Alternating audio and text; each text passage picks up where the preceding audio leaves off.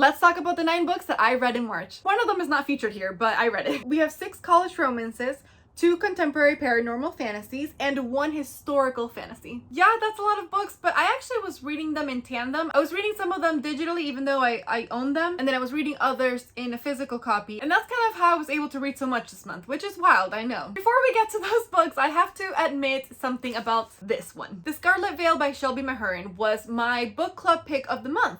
So that's the book that I wanted to read for the month. And the reason I did that was because book 2 was gonna come out soon, and so I wanted to read book 1 in order to get ready for book 2. And the author Shelby was gonna come to a book signing, so I wanted to get this book and I wanted to listen to the book signing. So I was preparing by reading this one. You see? Now the problem happened was that, my bad, I did not actually start reading the book until the end of the month, which still would have been plenty of time, except I started reading it and I realized really quickly something tragic. And that is that this book was a spin-off of this one. Now, I had read Serpent and Dove, and I had also read the second one, but a couple of chapters into this one and I realized, oh shit, I never actually finished the series and I've just started spoiling things for myself. Not good. And so really quickly, I put this one down and I started reading this one, but like I said, I started this at the end of the month, so I didn't have time to reread this trilogy in order to finish this one by the end of the month for my book read, and I certainly did not have time to do it before this one came out and Shelby came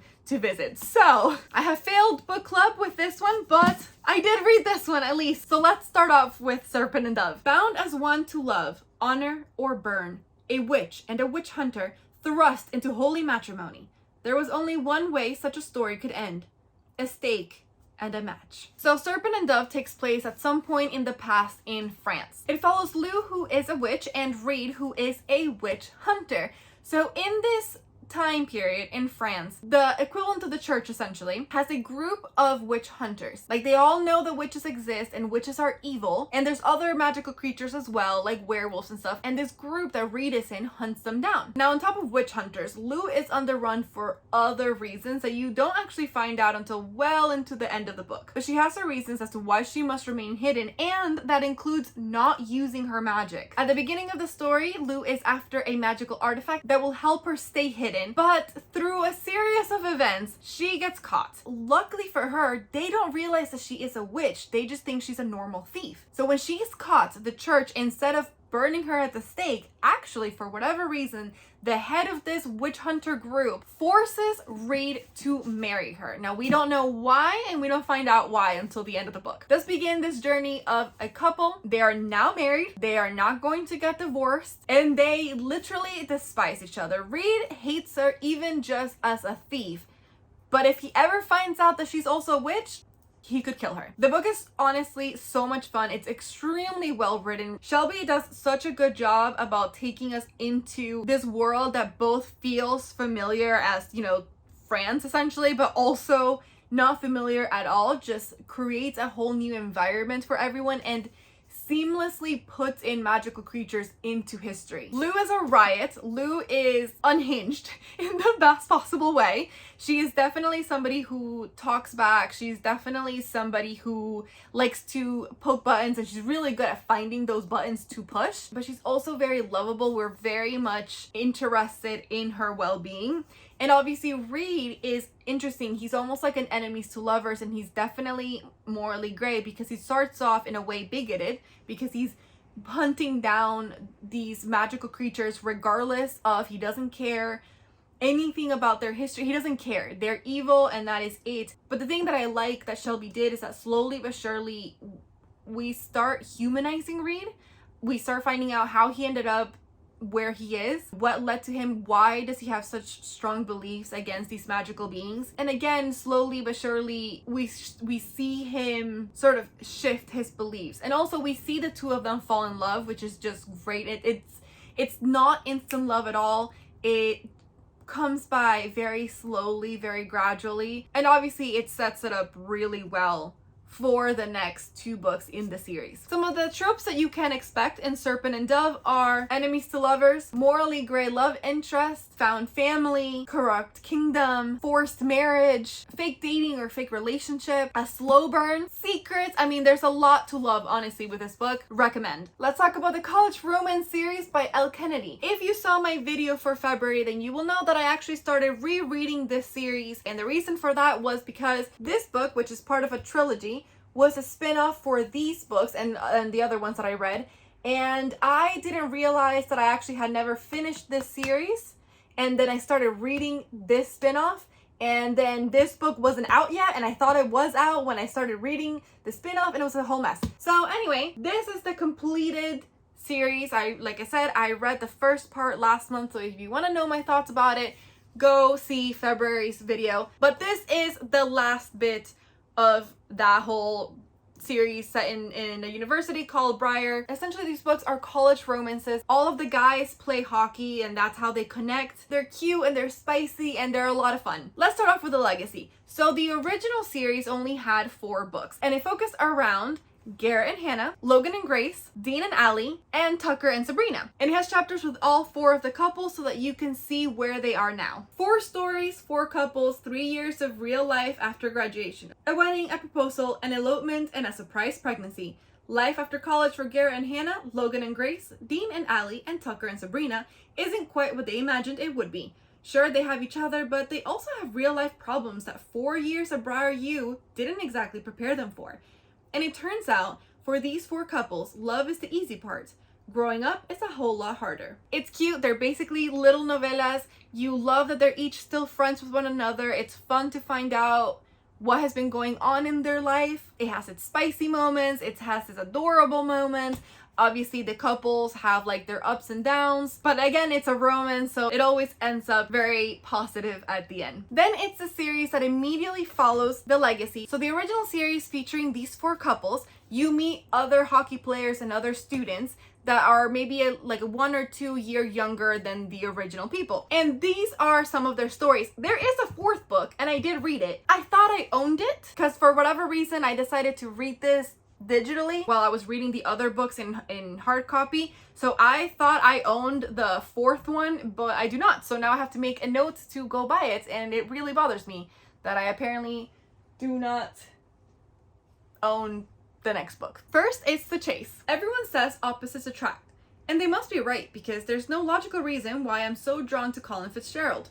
I don't usually go for tattooed covered, video gaming, hockey playing nerd jocks who think I'm flighty and superficial. His narrow view of me is the first strike against him. It doesn't help that he's buddy-buddy with my brother, and that his best friend has a crush on me, and that I just moved in with him. Ooh, did I not mention we're roommates? I suppose it doesn't matter. Fitzy has made it clear he's not interested in me, even though the sparks between us are liable to burn our house down. I'm not the kind of girl who chases after a man though, and I'm not about to start. I've got my hands full dealing with a new school, a sleazy professor, and an uncertain future. So if my sexy, brooding roomie wises up and realizes what he's missing, he knows where to find me. In one of the original 4 books, we meet Summer, who is Dean's younger sister. Now, Dean's story we read about in the 3rd book of that original series. We also, throughout all 4 series, know of Colin Fitzgerald, who plays in the hockey team. So Summer gets kicked out of her last school, and for reasons she ends up having to room with Colin and 2 other hockey players. Summer has actually made out with one of the roommates, so he kind of has called dibs on trying to get her. And Fitz thinks that she's not interested, but she thinks he's not interested because something that she overhears him say. So it's this whole mess. They're attracted to each other, but they're also kind of like hating on each other at the same time. It's a really fun story. I had been looking forward to Summer's story since the 1st series because, again, you meet her. I will say things do kind of get a bit messy, and I think that the resolution of it is still kind of too messy. At the same time, the kind of miscommunication trope thing is not my favorite, but it's still a fun book. Summer is really fun. Fitz is really fun. Some tropes from The Chase. We've got forced proximity. We've got grumpy and sunshine. We got opposite attract. Brother's friend. We also have a little bit of will they, won't they? The risk. Everyone says I'm a bad girl. They're only partly right. I don't let fear rule me, and I certainly don't care what people think. But I draw the line at sleeping with the enemy. As the daughter of Briar's head hockey coach, I'd be vilified if I hooked up with a player from a rival team. And that's who Jake Connolly is. Harvard star forward is arrogant, annoying, and too attractive for his own good. But fate is cruel. I require his help to secure a much coveted internship, and the sexy jerk isn't making it easy for me. I need Connolly to be my fake boyfriend. For every fake date, he wants a real one. Which means this bad girl is in big trouble. Nothing good can come from sneaking around with Jake Connolly. My father will kill me, my friends will revolt, and my post-college career is on the line. But while it's getting harder and harder to resist Jake's oozing sex appeal and cocky grin, I refuse to fall for him. That's the one risk I'm not willing to take. Honestly, the risk might have been my favorite of this new generation of books. Like, Brenna is such a fun, confident, sexy girl. I love the fact that she's so knowledgeable about hockey. So she's like that sexy girl, but like also knows her shit when it comes to sports. I love the fact that they're not supposed to be together because Jake is in the opposing team. And honestly, they just seem to me like the sexiest couple. Sexy everywhere. Some of the tropes that you can find in this one. There's a bit of a rivals to lovers here. We have fake dating, fake boyfriends, secret relationship, and just sexiness, honestly. Just sexiness everywhere. The play, everyone says I'm a screw up. What I learned after last year's distraction cost my hockey team our entire season. No more screwing up. No more screwing, period. As the new team captain, I need a new philosophy. Hockey in school now, women later. Which means that I, Hunter Davenport, am officially going celibate, no matter how hard that makes things. But there's nothing in the rule book that says I can't be friends with a woman. And I won't lie,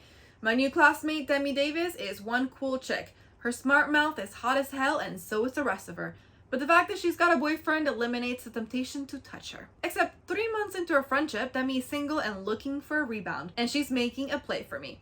Avoiding her is impossible. We're paired up on a year-long school project, but I'm confident I can resist her. We'd never work anyway. Our backgrounds are too different, our goals aren't aligned, and her parents hate my guts. Hooking up is a very bad idea. Now I just have to convince my body and my heart. So as a Latina myself, I love that we have a Latina protagonist here, and she's very much into her culture. These characters are very interesting. Hunter has been around for quite some time because when he was a freshman, Dean in the original 4 books took him under his wing. So we have heard about him from the very beginning. We have seen sort of how he has changed since he was a freshman. Now we get to actually see it from his point of view. So after the risk, some things happen, and essentially he has decided that because of that he has to be celibate so he can only focus on hockey. Demi has been dating her boyfriend for ages. Her family and his family are super involved. Her parents love him and love that they're together and want them to stay together. And then she finds out some things about her boyfriend. All of a sudden they're broken up. Her family does not like that. And so she feels very alone. This is all while her and Hunter's friendship is growing. But then she decides that she would really like a rebound. And she's like, he has to be my rebound. Now there's some things I liked about that and some things that I didn't. I did sometimes feel like it was a little pushy when this man said that he didn't want to do something. And they were kind of pushing him to go for her, and she was kind of pushing him as well. But overall, I really enjoyed Hunter and Demi as characters, even if sometimes their reasoning for certain things felt a little off, but it was still a very enjoyable read. Some tropes that you might find in this one: we have friendship to lovers, we have touch her and die, a little bit of jealousy going on, a slow burn, and a lot of tension. The last book that I thought I owned is called The Dare. College was supposed to be my chance to get over my ugly duckling complex and spread my wings. Instead, I wound up in a sorority full of mean girls. I already have a hard time fitting in, so when my Kappa Chi sisters issue the challenge, I can't say no. The Dare seduced the hottest new hockey player in the junior class. Connor Edwards is a regular at Greek Row parties and in Greek Row sorority beds. He's the one you fall for before you learn that the guys like him don't give girls like me a second chance. Except Mr. Popular throws me for a loop. Rather than laughing in my face, he does me a solid by letting me take him upstairs to pretend we're getting busy. Even crazier, now he wants to keep pretending. Turns out Connor loves games and he thinks it's fun to pull the wool over my frenemy's eyes. But resisting his easy charm and surfer boy hotness is damn near impossible. Though I'm realizing there's much more to Connor's story than his fan club can see. And the longer this silly ruse goes on, the greater the danger of it all blowing up in my face. So The Dare is really cute. So essentially Taylor doesn't feel like she's very pretty because she's not as thin as the other girls, especially in her sorority. And she gets dared to ask Connor if they want to hook up essentially. And to her surprise, he's like, yeah, even after she tells him she doesn't actually want to hook up. She just wants to pretend. And he's like, yeah, sure, why not? And so they start this whole thing. But Connor ends up kind of liking her vibe and basically likes that she doesn't actually want to hook up with him and doesn't see him just as like this really attractive guy, but actually liked talking to him. And thus start this whole fake relationship thing. Now, one thing I will say, Connor's story was pretty interesting because he has a bit of a past that he's trying to run away from. And so he's here in Briar trying to be a new person, and then his past does catch up to him. Taylor, I really enjoyed. She was fun, she was quirky. She did have some very realistic insecurities about her body, but I will say after some time, the constant thing about her insecurities and her body sort of like became like this running thing. And then there was the miscommunication trope, and it was used twice, and I don't love the miscommunication trope. So I really enjoyed the book, but also I did get a little frustrating at times, but I still recommend it. I still think it was a fun read. So for this one, we have fake dating. We have the popular jock versus the not popular person. Friends to lovers, secret pasts. Last one is Charlie's Method. Now remember that this is a spin-off to not only the 4 original series, but these as well. I believe this is only gonna be a trilogy, or if it's not going to only be a trilogy, then only 3 books are out now, and this one just came out. If you didn't see my video for February, then let me just really quickly catch you up on something. This spin-off, unlike the other one that happened directly after the first series, this is years and years and years later. The very first book in this spin-off series is actually the daughter of Hannah and Garrett, which is the very first couple in the very first series. So they have a daughter, and now that daughter is in university. And now these are the books that follow. Whatever this is with Charlie, with all 3 of us, we'll figure it out as we go. College senior Charlotte Kingston is living 2 lives, and she's nailing both of them. By day, she's a perfect sorority girl, a STEM student in biomedical engineering, and the adopted daughter of an overachiever family. At night, she's Charlie, a risk-taking daredevil looking for fun who finds herself chatting on a dating app with 2 anonymous hotties. Will Larson may seem like the breezy boy next door, but his congressman father is a constant thorn in his side. After scandal hits another Division I hockey program, Will's dad is determined to distance his son from it, hiring a journalist to prove how squeaky clean Will and his team are. Which means the last thing Will wants is for anyone to find out he and his best friend, Beckett Deonn, a laid-back Aussie shielding secret heartache, sometimes share girls in the bedroom. When Charlie finally meets them in person and realizes she's been chatting with 2 gorgeous Bar U hockey players, things get steamy fast. But all their messy secrets are piling up, and real life soon threatens to shatter the fantasy. With Charlie, Will, and Beckett all coming to terms with what they want and what others want for them, difficult decisions will need to be made, especially when lust starts to look a lot like love. So in case you didn't catch up to this one, this is a throuple, and we know Will and Beckett from the very first book in this spin-off. And in the first book, it's fun because you can see as they're slowly becoming friends, and then they're slowly sort of maybe possibly having threesomes. And then in the second book, we know for sure that that's what they're doing, and Will has some feelings about it. And now finally this book, and I will say I was looking forward to this one so much because I was so intrigued with Beckett and Will. Like, they just seemed like such fun opposite people, and they had this thing that they were kind of doing, and it was both in the open but also very secretive. Like, they didn't really talk about it, and so I was really looking forward to getting inside their heads. And I will say I really enjoyed this book, but I don't know if I just had too high of expectations and so it didn't quite meet them.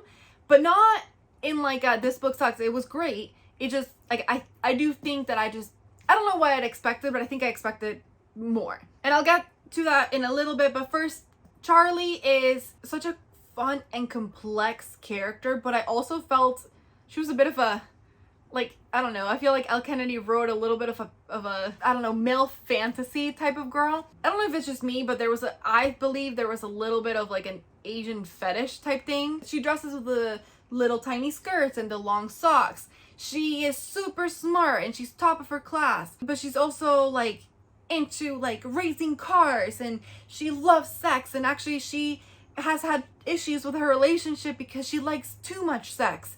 And so it's obviously perfect that she now has, like, she's now like going with these two guys because she just wants sex all the time, like every day. Like that's what she wants. It's sex every single day. I don't know. It just was kind of like, okay. I never really write reviews for books, but I actually did for this one. So I will give you some of the points that I wrote down, and they have some mild spoilers. So one is that I felt Will and Beckett's relationship or friendship wasn't really explored as much. Like, they're supposed to be best friends and they also share women, so you would think that we would get a lot more scenes of them just being friends, like just hanging out, just having deep conversations. But I felt like we didn't really get a lot of scenes of the two of them together, and if they were only talking about Charlie. Like, we never really saw a lot of their friendship. It was also hinted very heavily at the very beginning of the book that Will might be interested or is not sure if he's interested in doing like a throuple where him and Beckett are also in a relationship, so not just with Charlie but also the two of them together. And that just was like a thing that was there and then just never talked about again. Like, just it was brought up and then never again. It never materialized. And it's fine if it doesn't materialize, but at least I was expecting like a conversation about it with the two of them. Like, even if they ultimately decided, actually, this is not for us, I wish that they could have at least talked about it, you know? And then decided, actually, you know, whatever. Kind of left me wanting that conversation a lot. It changed POVs between the three of them, and at some point I went back and counted how many POVs each of them had, because I could feel Will being thrown into the back burner. Like, it seemed to me at first that Elle Kennedy was going to establish the relationship Charlie had with both Will and Beckett individually and then kind of bring it together. And I was like, so for it. But she did that first with Will. Cool. Obviously Beckett a little bit, but mostly Will. But that was only like a small part at the very beginning of the book. And then it switched kind of to Beckett, so I thought it was going to be the same thing. And then literally it felt like Will was just like, where did he go? He just felt kind of like he was there. And then it felt also some of the individual side stories that they had, especially Will and Beckett, they either were never really resolved or they were rushed to resolve. I think I was just kind of left with like who they were as people outside of like their relationship with Charlie. Also, there were these side characters in this book, and one of them wrote fan fiction, and there was this whole inside joke about her fan fiction, which is fine, have the inside joke. But we had multiple chapters of just this person's fan fiction. And I would have rathered to have gotten more of Will and Beckett. And also I wish they would have explored Charlie's reckless side more. Like, I did feel like, oh, she's reckless because she loves sex and likes to drive fast cars. Then she kind of got together with them, and then I didn't really see that recklessness. Like, I didn't actually notice that at all. I don't know, I kind of feel like we were told she was this, but then dating two guys, and that's so reckless. But it's like, don't let some of these critiques deter you. It was a good book. It was fun to read. I just had high expectations, and I happened to have written a review, which I normally never do. Moving on. Legendborn and Bloodmarked. These are contemporary paranormal fantasy. So they're set in a real world, and they're YA. They're upper YA. Legendborn is the first one, and then we have Bloodmarked, and then we also have a third one called Oathbound. Now, I had read Legendborn before. I had actually met Tracy Deonn before. Oathbound was about to come out, and Tracy Deonn was gonna come and have a massive talk, and I wanted to really listen to her. Around the time that this was happening, there were two other big authors who were about to release or had just released books. We had Rebecca Yarros with Onyx Storm, and we had Susan Collins with the next Hunger Games books. There was so much hype around these two books that a lot of bookstores were having midnight premieres for them, which is crazy that midnight premieres are coming back, right? Oathbound was announced, and the whole series has been a hit from Legendborn. I'm talking, these books are bringing in numbers. Like, if we measure success by money, which the industry probably does, then Legendborn is bringing in that money. And so a lot of people, rightfully so, were calling out the fact that there was barely any marketing around the fact that Oathbound was gonna come out. Most of the excitement and the marketing was actually coming from the fans themselves. And in case you didn't know, and in case you were unaware, Tracy Deonn is a Black woman. She's a woman of color. And by the way, this is not criticism towards Rebecca Yarros or Susan Collins or any other successful white author. They deserve their success, and they deserve their hype. Tracy Deonn tour got extended. I decided that I would attend one of her tour stops that didn't exist before all this hype. They added it in. So I was like, oh my gosh, yes, I'm gonna go. Anyway, all this backstory is because I realized, as you have already heard from me and in all of the books that I've talked about today, is that I have a horrible tendency of starting a series, but then when there is a massive gap between the next books, I will get caught up in all the other things that I want to read, and then I never finish the series.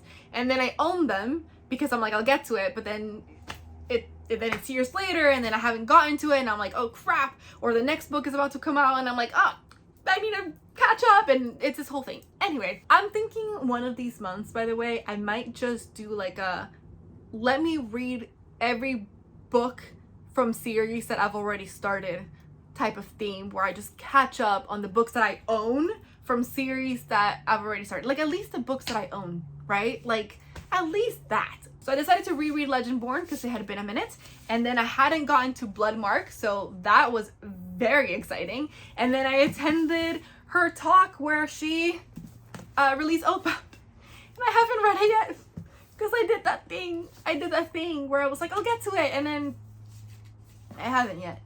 I'll start off with this one when I do that month of me catching up with books. This is the first one that I will read, I promise, because Bloodmarked left in such a cliffhanger, and I must know what happens. Like these are such good books, guys. These are so well written and so exciting. Like the excitement happens from page 1. Like they're so good. So let me tell you a little bit about them. After her mother dies in an accident, 16-year-old Bree Matthews wants nothing to do with her family memories or childhood home. A residential program for bright high schoolers at UNC Chapel Hill seems like the perfect escape, until Bree witnesses a magical attack her very first night on campus. A flying demon feeding on human energies, a secret society of so-called Legendborn students who hunt the creatures down, and a mysterious teenage mage who calls himself a Merlin, and who attempts, and fails, to wipe Bree's memories of everything she saw. The mage's failure reveals Bree's own unique magic and a buried memory with a hidden connection. The night her mother died, another Merlin was at the hospital. Now that Bree knows there's more to her mother's death than what's on the police report, she'll do whatever it takes to find out the truth, even if that means infiltrating the Legendborn as one of their initiates. She recruits Nick, a self-exiled Legendborn with his own grudge against the group, and their reluctant partnership pulls them deeper into the society's secrets and closer to each other. But when the Legendborn reveals himself as the descendants of King Arthur's knights and explain that a magical war is coming, Bree has to decide how far she'll go for the truth and whether she should use her magic to take the society down or join their fight. Oh, it's so good, I don't even know where to start. There's a secret society of people who can do magic, and they're descendants of King Arthur and his original court. There was magic used by King Arthur and the his table, to pass down their abilities and, in a way, their essence, in order to continue the fight against demons that would sometimes come up and attack the people in like our plane. And obviously they do this in secret, but also in plain sight, because they are a secret society, and like secret societies, people kind of know they exist, but they don't really know what they do, and they have a lot of money, and they have a lot of power, and they have a lot of connections. Now this book also touches on race and the way that slavery has shaped, in this case, the United States, right? And some of the things that they touch on is the magic that the Black community has that had to be hidden because of the fact that they were slaves, and how that magic and that culture was passed down. In Bree, for whatever reason, this information was not given to her by her mother, and so she doesn't know that magic exists whatsoever until she gets to this college and starts seeing all of these things happening. There's this whole thing about, does she belong in this secret society like the Legendborn, because there's not a lot or really any people of color in the society, and why is that? I'm trying to see like how I can describe things without spoiling too much, but I will just say that this book is extremely well written. The characters are very fleshed out, very fleshed out. The world building is very extensive. Like, despite the fact that this is set in our world, there is so much world building and so much lore that is brought in. Bree is a very interesting character. Like, I feel like I'm not even doing her justice, but she's such an interesting character, and she's just trying to find out what happened to her mom, and she gets pulled into this centuries-long battle that is happening with literal evil. Like, some of the things that you will find in this book, we have a little bit of a possible love triangle going on here. We have hidden societies, untapped magic, we have a bit of chosen one, secret family history, we have mystery, morally gray, love interest, we have will they, won't they. We have a lot. I mean, this is very good. I don't know how much to say about Bloodmarked because I don't want to spoil it for you guys. It literally picks up immediately after Legendborn, and Legendborn is left in a massive cliffhanger. So I will kind of give you an idea of what you'll find here. Obviously more of a love triangle, but it's like a proper love triangle. If you know, you know. There's definitely more of the chosen one thing, rebellion happening, and this one also ends in a cliffhanger. I don't know why I haven't read Oathbound yet, but I will read it ASAP because these are such great books. I have been recommending these books to anyone and everyone. We were so in Bree's head, it was insane. There was so much magic and so much happening. I'm normally not a fan of like love triangles because they just get kind of frustrating for me, and then also a lot of times I feel like in a love triangle, it's not even like a love triangle, it's like a love, like the triangle doesn't connect, it just goes whoop and it doesn't connect, and then there's always like one line that is strongest and the other one is just there, but it's not really a competition. This is a true love triangle. Like, that was the weirdest shape I just made. And the best part for me also is that it's not the main focus. It's Bree's own like journey and her growth that is like the main thing. Cannot recommend this enough. And those were the books that I read in March. I hope you enjoyed this video and let me know if you check out any of them. See you in the next page.